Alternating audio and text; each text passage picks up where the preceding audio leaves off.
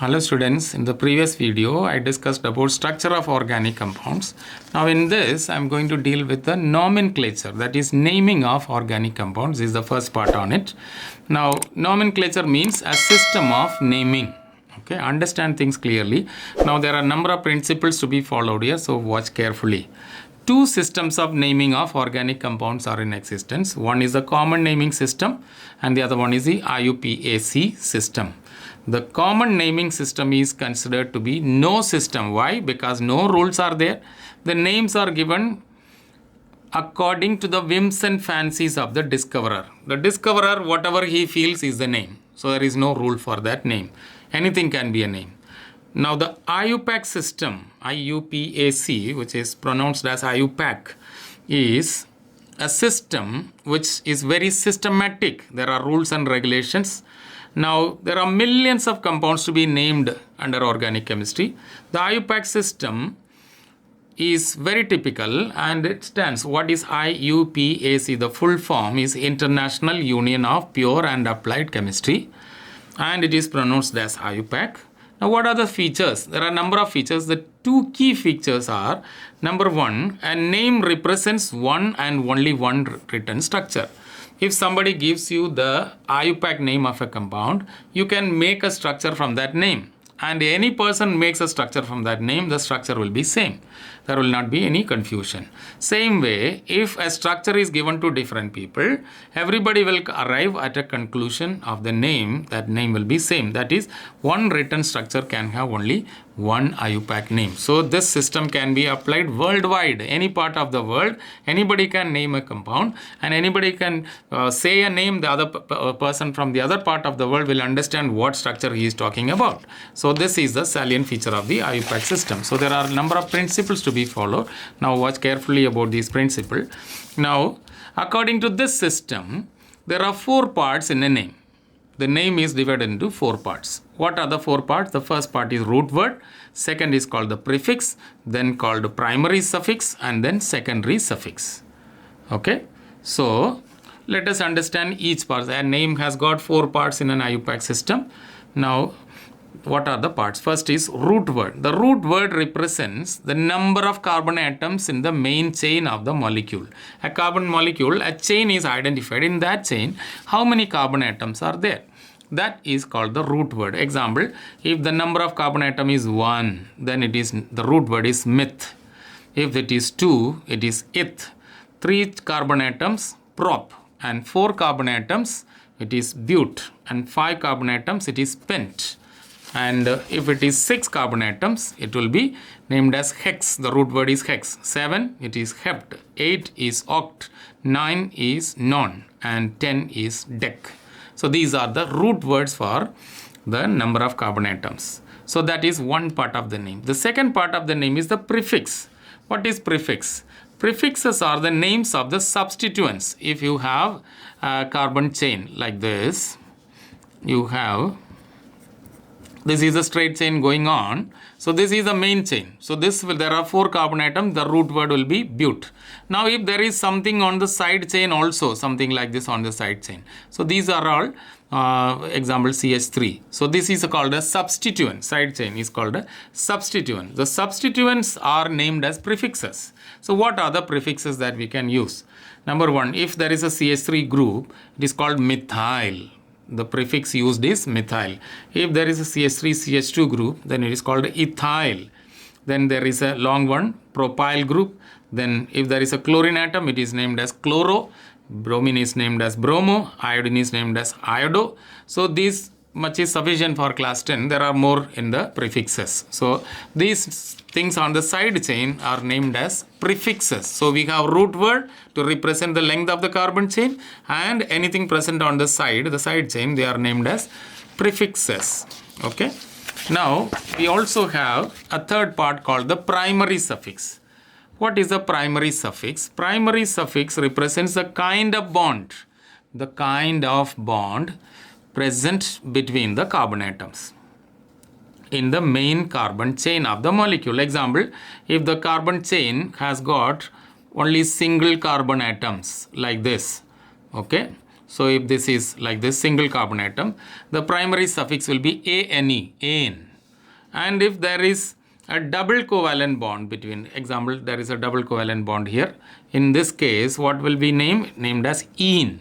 And if there are triple bonds, 3 bonds between 2 carbon atoms, in that case, we name it as yne, Y-N-E. Okay, so these are the primary suffixes. So root word represents length of carbon chain, prefixes for substituents on the side chain, and primary suffix ane, ene, and yne for the kind of bond between carbon atoms in the chain. And the fourth part is the secondary suffix. Secondary suffix represents functional groups. Now there are certain groups which are introduced to the carbon chain called a functional group. Example, alcohol group. There is an OH group. Alcohol is there. The secondary suffix used is OL, all. Aldehyde group is CHO group. If this is present, the secondary suffix will be al. And carboxylic acid group, COH group is there. The secondary suffix will be oic acid, OIC acid. Oic acid is the secondary suffix. And then we have keto groups. If ketones are there, then C double bond O. Example, carbon with this double bond O, and there will be something on either side of this carbon. This is called a keto group. So on is the secondary suffix used for this. Now rules for naming of compounds. What are the rules that we can give for the naming of these compounds? Okay. Number 1, select the longest continuous carbon chain in the molecule. The longest continuous carbon chain. Which one is the longest continuous carbon chain? Secondly, number the carbon atoms starting from that end which gives the least sum of locants. Okay. What is the least sum? I will explain this when I take a structure. Now, what are locants? Locants are numbers of the carbon atoms having a substituent, multiple bond, functional group, etc. The entire name should be written as one word with only one first letter as the capital. Then prefixes should be arranged in alphabetical order. Then when the same prefix is repeated, use numerical prefixes, di, tri, tetra, etc. Then arrange the locants of the prefixes in the increasing order. So these are the rules. Now it may appear difficult and confusing to you, but go through it again and again. I'll explain when I take up the structures. I'll show you examples how to write the name. You will understand then. Okay. So then number and number are separated by commas, and number and alphabet separated by hyphen. When secondary suffix begins with a vowel letter, the E of the primary suffix is omitted, and so on. There can be more. So this much is too much for you now. So let us take example. Here is an example. Okay. Now how many carbon atoms are there? Select the longest carbon chain. So which one is the longest chain? So this is the longest chain. Carbon chain. Please don't include other atoms. Okay. Only carbon chain. So this is the long 1, 2, 3, 4 carbon atoms are there. So the root word is but. For 4 carbon atoms we have already seen the root word is but. Then we have prefixes. Side chain we have only hydrogens, no substituent. So there is no prefix, not applicable. PS, primary suffix. All the bonds between the carbon atoms are single bond. So it is ANE. And then secondary suffix, functional group, no functional group. No alcohol, no aldehyde, no ketone. Okay. So we have no secondary suffix. So this name has no prefix, no secondary suffix. Only root word and primary suffix are there. Root word is but and primary suffix is ane. So it is butane. This is the name of this compound. Okay. I hope you understood this. Let's take this example. So here we have the longest chain. Which one is the longest chain? Either you go this way or you go this way or come this way. I'll take this one. This is the longest chain. There are 3 carbon atoms. So the root word is prop. Prefix 1, 2, 3. Let us number the carbon atoms. So the second carbon, there is this substituent. This is a substituent which is CH3 group. So it is a methyl group. Okay. So it is 2 hyphen methyl. Why 2? 2 is the locant. That is the number of the carbon atom where this methyl group is present. Now number from the other side also 1, 2, 3. Again it is 2 only. So it is 2 methyl. So 2 methyl is the prefix. Got it? Now what is the primary suffix between the carbon atoms? Only single covalent bond. So ANE.